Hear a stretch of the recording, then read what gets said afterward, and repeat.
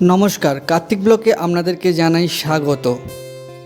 এই ভিডিওতে আপনাদেরকে জানাবো এখানে কি করে আসবেন, কীভাবেই বা আসবেন এবং কি কি দেখবেন সমস্ত তথ্য।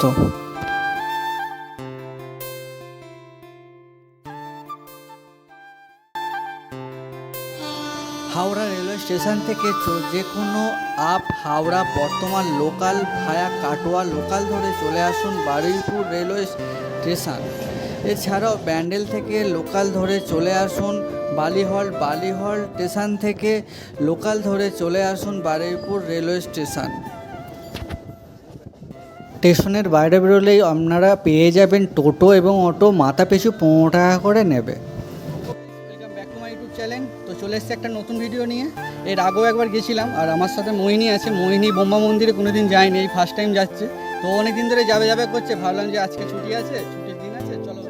চ্যানেলে যদি নতুন না থাকো চ্যানেলটাকে অবশ্যই সাবস্ক্রাইব করবে, লাইক করো আর কমেন্ট করে জানিও কেমন ভিডিওটা লাগলো। তো ভিডিওটা এখান থেকে স্টার্ট করছি, ঠিক আছে? ভিডিওর সাথে থাকো, আশা করছি তোমাদের ভিডিওটা খুব ভালো লাগবে। চলো।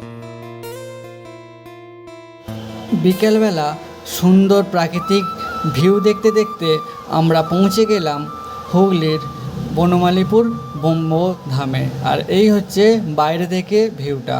চলো যাওয়া যাক।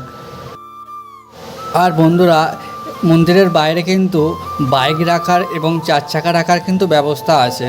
তোমরা পারলেই 4 চাকা বা বাইক নিয়ে এখানে আসতেই পারো খুব সহজে। আর এটি হচ্ছে মন্দিরের ঢোকার মেন গেট, যেটার মধ্যে দিয়েই তোমাদেরকে মন্দির প্রাঙ্গণে প্রবেশ করতে হবে। এবং মন্দির প্রাঙ্গণটা বেশ বড়।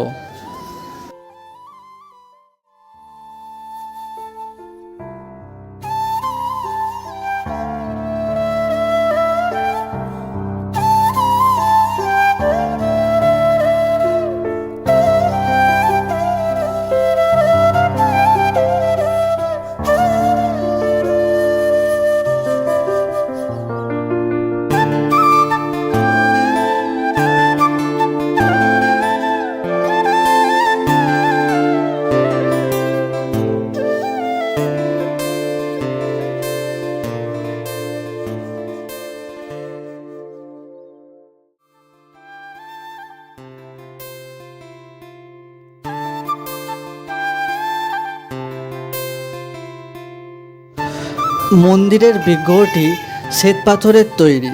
এই বিগ্রহের বিশেষত্ব এই যে একই দেহের মধ্যে ব্রহ্মা, বিষ্ণু, মহেশ্বর অবস্থান করেছে।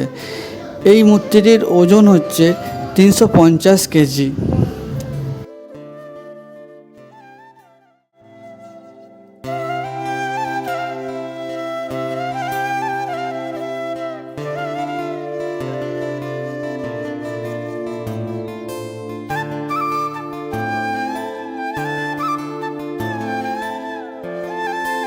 এখানে দেখানো হয়েছে কোথায় কোথায় ব্রহ্মধাম আছে।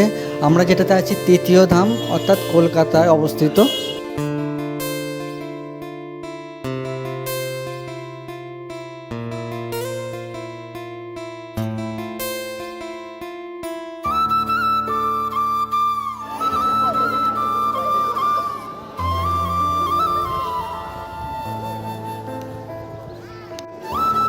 তো গাইজ, ফাইনালি আমরা কিন্তু ব্রহ্মা মন্দিরে চলে এসেছি। আর এইটা হচ্ছে ব্রহ্মা মন্দির, আর আমরা ব্রহ্মা মন্দিরের বাইরে আছি।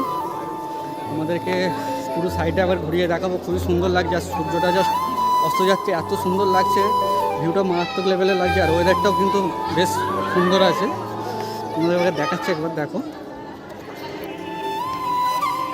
প্রায় 150 বিঘা জমি বিস্তৃত মন্দিরের প্রান্তসীমা, যার মধ্যে 15 বিঘা জমির মধ্যে গড়ে উঠেছে ব্রহ্মদত্ত মন্দির। পশ্চিমবঙ্গের সবথেকে দ্বিতীয় বৃহত্তম মন্দির এটি। দিনের বেলা তো মন্দির চত্বরটা ভালো লাগছিলই, কিন্তু রাত্রিবেলা কিন্তু আলাদাই লেভেলের লাগছে। তোমরা ভিডিওর মাধ্যমে বুঝতেই পারছো বন্ধুরা।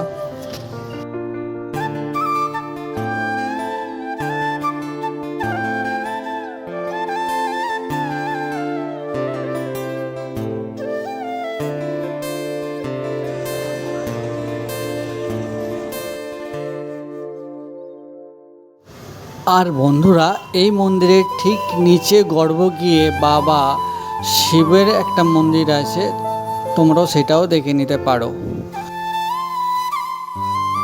পর্যন্ত ভিডিওটা ছিল, দেখা হচ্ছে নেক্সট ভিডিওতে। ঠিক আছে, চ্যানেলে যদি নতুন হয়ে থাকো চ্যানেলটাকে সাবস্ক্রাইব করে দিও, লাইক করে দিও, আর কমেন্ট করে জানিও ভিডিওটা কেমন লাগলো। সকলে খুব ভালো থেকো, সুস্থ থেকো। মনি, তুমি কিছু বলবে?